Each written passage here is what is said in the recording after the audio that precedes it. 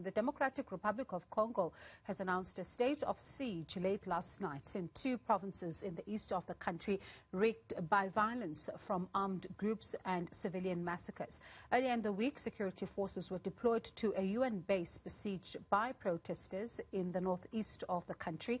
Hundreds of young people have been protesting in several cities, angry that the UN mission has not prevented a wave of civilian killings by armed groups. President of Organization of African Political Parties Forum, Dr. Charles Sankala, joins us now for this particular conversation. Good evening, Doctor. Certainly a situation that is worrying there, that is unfolding in the Democratic Republic of Congo. But talk to us about a state of siege. What does it mean? Yes, thank you very much, and good evening to your viewers across the African continent and beyond. It is quite saddening, that we continue to see this humanitarian crisis in the Democratic Republic of Congo, or if I can say undemocratic Republic of Congo, because this issue has been around for many years. We can remember very well, ever since they attained their independence, and the elimination of Patrice Emery Lumumba, and how the new president was put there, Mobutu Sese Seko Kukumbendu Zambaganga, how things has been unfolding, leading to the recent elections and violence, and how the United Nations, the UNICEF, and all the international communities have been trying without success, to contain the violence within the Democratic Republic of Congo. It is quite worrying, and this only signifies to the lack of leadership, lack of management, because the part of the country is managed, yes, in the cities, but the rest of the Democratic Republic of Congo, it is not managed. There is no peace and security for citizens. DRC is the only country I know on the continent that produces a lot of refugees. We have them here in South Africa, and we have them all over the world. They are produced, and the president who is there, if I can say, is just sitting there. He's not a president because he's not handling the situation. Do you think then that it is receiving, I know you say that there have been efforts by various bodies from around the world to try and resolve the crisis in that country, but do you think it's getting the attention it deserves? No, not really, because part of those who do the efforts to assist those who are displaced are part of the ones who are creating the violence and uncertainty and civil wars in Democratic Republic of Congo. I'm not shy to talk about the United Nations. They've been there for many years. They've been trying to keep peace and security, but all their efforts, does not result to anything that they can point at this stage. Already there is close to Zambia there in the northern part or southern part of Zambia as well, where it borders the Democratic Republic of Congo. There's refugee camps, which are increasingly, accommodating these people, and they continue to tell the world to solicit for funds that they should assist the displaced people. But we understand that they are trying to assist and put the food. But what is the way forward? What is the last solution that we can have? How can we have the leadership on the continent to tell the president in Democratic Republic of Congo that you're not looking after your children, you're not running your country, there's no governance, it's completely autocratic, and other parts of it has been hijacked by those who are mining gold and diamond in Katanga province, and it is shocking that we as Africans on the continent, especially the leaders, they are not brothers or sisters keeper. There's no meeting or urgent meeting to go to the Democratic Republic of Congo. We see that crisis, that how can we resolve? How can we have complete control of the governance of our people? Same with Mozambique. We've seen that we are losing the grip. It is all about the management of our resources and our governments.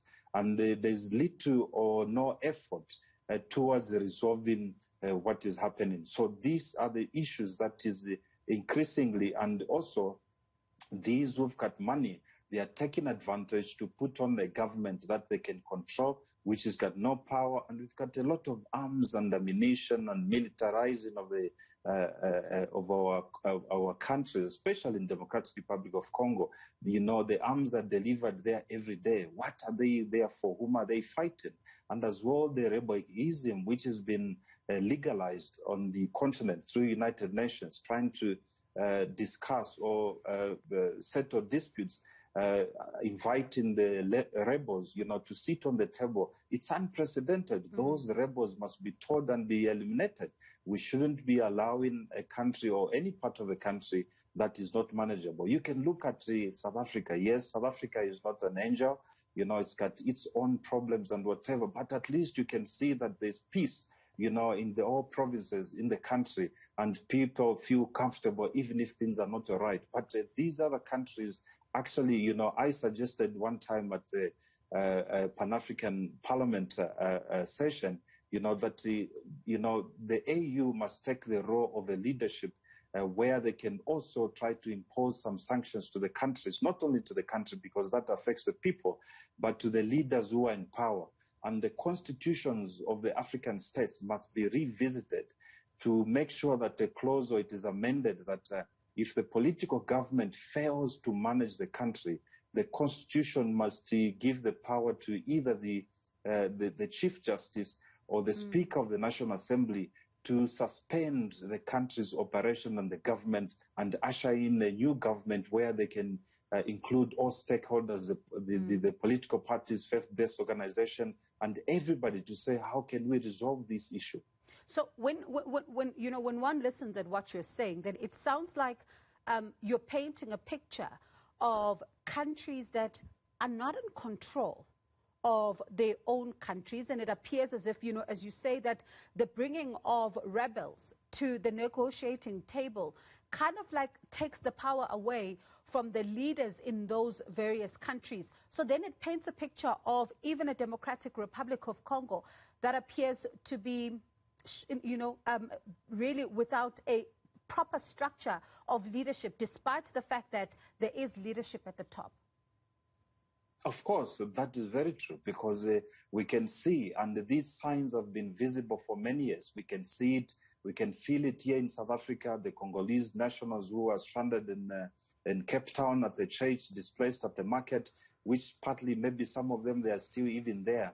None of the presidents, even the former president Kabila, who could call with the South African government or the ambassador, I hear that I've got my people stranded in Cape Town. How can we resolve to repatriate those back to my country? We need a sense of ownership and sense of management on the continent to show leadership. I was very impressed, if I have to dive a little bit away from the topic, how President Cyril Ramaphosa showed maturity and the leadership at the Zondo Commission, where he did not take sides. He was calm and he's trying to, under difficult circumstances, to make sure that everybody, can see that we've got leader and confidence, learning from the past, the mistakes, although I don't know why we even accept that we can make mistakes, because last time I checked, we can only accept in terms of government, like what China has done. China does not accept a government mistake.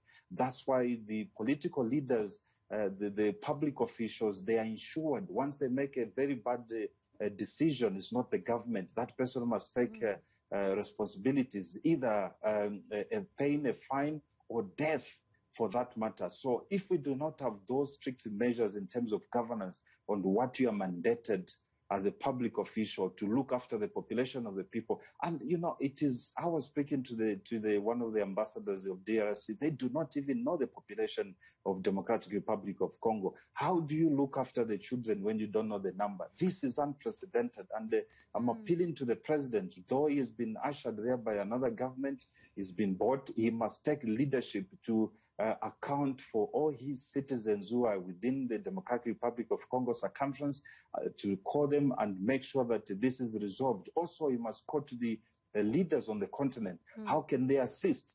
If this is not going to any position, the other last solution is to declare a state of emergency, so that Democratic Republic of Congo can be under administration, so that the AU and all the general leaders, the former leaders, the Thabo Mbeki who are sitting there, who've got brains to make sure that they can assist, they can be called. They go there on the fact-finding mission and make sure that everybody is okay. Each and every citizen must be accounted for. So this is what we actually lacking, and we see it very clear. When you see somebody is not dressed properly, is dressed probably average, it means he does not have an income. When you see street kids on the street, you see gives you a definite answer that they do not have fathers. So these are signs which has been ignored. And for the United Nations to issue a statement to call for the international community to assist in the way of funding, that has continued for many years. And most of the money which they raise, it's in excess of $2 billion a year. But where does this money go? Can we have a lasting solution in terms of conflicts? Because it's not only Democratic Republic of Congo. We have seen what has happened in Chad, where the president was eliminated, because it's a lack of control. A country which is got control, which is managing the people, you do not have such things like what is happening in the Democratic Republic of Congo in the eastern and northern of Ituri. All right, and certainly a worrying situation there that continues to unfold in the DRC. That is Dr. Charles Sankala, who joined us just to give us the latest from the DRC, as we have seen, the desperate plight of children in the Ituri province. Certainly a worrying situation there. I mean, if you look at what the UNICEF has to say, even about this particular issue, they talk about, the cases of where children are being recruited to join armed groups, and there's also some of the killings of these children, as well as cases of sexual violence and some of these attacks on schools and hospitals. A worrying situation there.